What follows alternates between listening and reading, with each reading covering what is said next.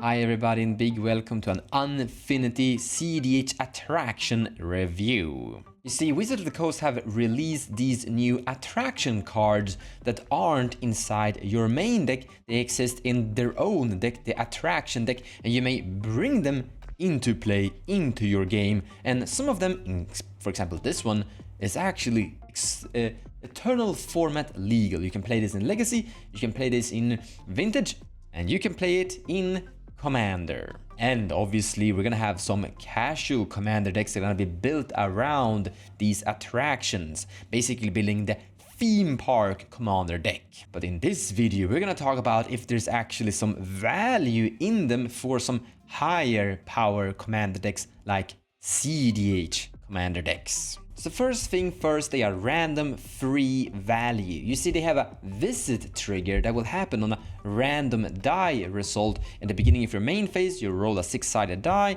and if you get one of the results showcased in that number bar from 1 to 6, the visit will trigger. So in this case, if you have both of these in play, you roll a 6-sided die and you get a 2, the merry-go-round will trigger. If you roll a 3, the haunted house will trigger. If you roll a 6, both of them will trigger. And by the way, every little attraction has a trigger visit on the dice roll of 6. So if you are able to acquire them with ease, let's just say with ease, for now they are absolutely amazing because you don't really put any resources into them once you have them. They will sit there and give you value over time on their own, and that is absolutely great. They are cEDH viable if it just stops there. If we just look at Haunted House in a little bit more detail, if you just randomly happen to get this one out of nowhere for free on one of your main phases, and you just happen to, let's say, reanimate a Llanowar Elf, that's it, that's the only thing you're getting. That is still getting 1 green mana from nothing. That is good. You always just want to have that if you can have that. You're not saying no to a free green mana. And even something as silly as this merry-go-round making some of your creatures unblockable, you're probably not saying no to that either if you got it out of nowhere for free now and then. In competitive Magic, the smallest of tiny values can always make a difference, like you're always saying yes to a 1/1 from a Forbidden Orchard. So far these attractions looks amazing, out to include cEDH staples. Regardless of what they do aren't really important, like yeah, they do something and it's a small value and you will take it if you're allowed to take it. What's gonna make them cEDH viable actually is how easy it is to get them. Or let me rephrase it like this, what kind of bad cards you might include to get them. Because here's an important thing, cEDH games are fast. Games can end on turn 2, turn 3, sometimes turn 4. Now sure, it goes longer sometimes, but it's a very fast format. And attractions are good in longer games, when you have them sitting there just giving you a tiny value now and then. So including cards just because you want to have them sit there and accumulate attractions for you, and then your attractions are giving you value the longer the game goes, is a very bad strategy. So the number 1 rule is very basically never to include a bad card inside your deck just because you want to have the attraction theme of your competitive deck. But if you're including a good card, then go for it. If a card is individually good on its own and just happens to have an attraction on it as well, then it's a great card for your deck, potentially. And that's a great way of making attractions cEDH viable. So first thing first, the entire set isn't actually spoiled yet. We have 154 out of 244 cards spoiled so far. Now what we're looking for, guys, are cards without the acorn symbol down there, because that means it's not eternal format legal, but also just accidentally happens to be cEDH good. That also gives you an attraction. Our job is not an easy one right now. Not an easy job, but if we find something, we have proof that attraction will see play inside cEDH. So this is bad, this is very expensive, where X is the number of attractions you visited this turn. So the chance here is probably 0 for 4 mana at sorcery speed, very bad. I did get a comment that I was a little bit too zoomed out and you wanted to see it more zoomed in, so here we go. So this looks interesting. Lifetime pass holder. It enters the battlefield tapped, and when it dies you open an attraction. So that's a very easy thing to achieve. It's only 1 black mana, and it will probably die eventually in a sacrifice deck, and you gain a form of attraction on that sacrifice. Whenever you roll to visit an attraction, if you roll 6, you may return lifetime pass holder from your graveyard to the battlefield. Yeah, kinda cool. So first up, it's not good. Second, it's actually not bad. It's like the in-between. And there are always decks that are looking for creatures that they can sacrifice for greater good value. I've seen cEDH strategies that are interested in things like that, that brings itself back into play now and then. It's a very low chance, but now and then you get a new card that you can sacrifice, and that's good. The big problem I have is I don't really see a commander deck that wanna have this in their deck at the current moment, but I think there could be one.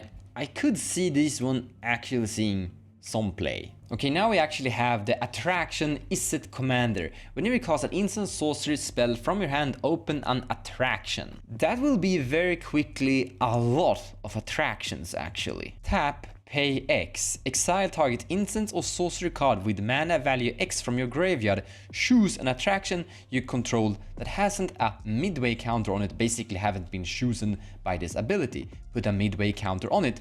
Whenever you visit that attraction, copy the exiled card. You may cast a copy without paying its mana cost. So as a straight up commander review for this attraction, commander tribal commander here, it's actually pretty decent. It's a good grindy capability. You're getting a lot of attractions, and then you're putting extra effects onto those attractions, and eventually you're just gonna overrun your opponents with value here and there. Like, you're casting lightning bolts a little bit random, you're casting draw spells a little bit random. Imagine when you're rolling that 6-sided die and everything happens. I can see its potential and I can see its appeal, but I can also see how slow it could also be. I kinda like it and I kinda dislike it. I don't think it's something that just takes over the game. I think it's something that is honestly kinda decent. This really feels like a commander that can take over the game sometimes,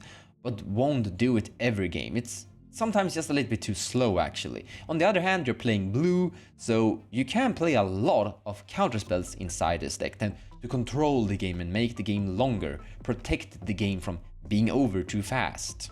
Just because of this commander's existence, I actually do think that attractions will see play in cEDH games, honestly. I honestly might even give it a go myself. Whenever the most dangerous gamer enters the battlefield or attacks, open an attraction. Okay, that's very easy to achieve. 4 mana and you have an attraction, and then you have another attraction every single game. Eventually you will have a lot of attractions. And whenever you open an attraction, put a +1 counter on the most dangerous gamer. So he will enter as a 3/3, he attacks next turn as a 4/4, and then it grows continuously. Whenever you claim the prize of an attraction, destroy target permanent. So for your information, some of these attractions have a prize. Visit, choose a humanoid, animal or alien, food or horns or tusk. At random, you have 10 seconds to search your library and reveal a card with a chosen item in its art. If you do, claim the prize, then shuffle, and you get some strange thing. I don't really care what this one does. I just want to showcase it as an example of an attraction with a prize. You're not actually legally allowed to play this in a eternal format because this has the acorn symbol, but this is an attraction with a prize effect on it. And we don't really have all the attractions yet, so I don't know how easy it's going to be to claim a prize on one of your attractions. In any case, it's like, it's giving you value, it has interaction, you can destroy basically whatever you want. Destroy target permanent. That's good. So if you pay 4 mana, cast this, you get a 3/3, you get an attraction that might stick around, or you get to destroy target permanent, or you get an attraction that sticks around and you get to destroy target permanent.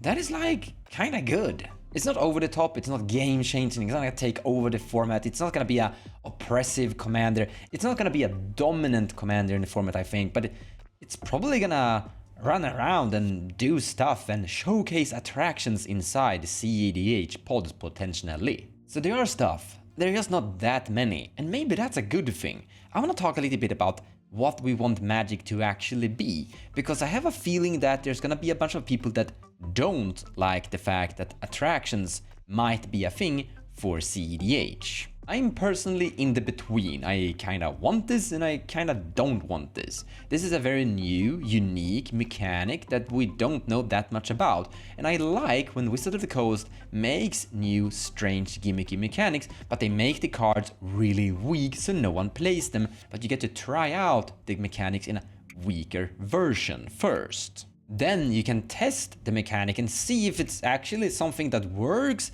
makes the game flow and doesn't make the game strange. So far I'm going to say that it actually looks kinda fine, it might even be fun. Definitely might see some action, but far from over the top. And I have to say, I think Myra the Magnificent actually looks kinda interesting. I think I might give her a go. Regardless, that's the end of the video. Thank you so much for watching and I hope you liked it. Take care everybody, and I'll see you next time.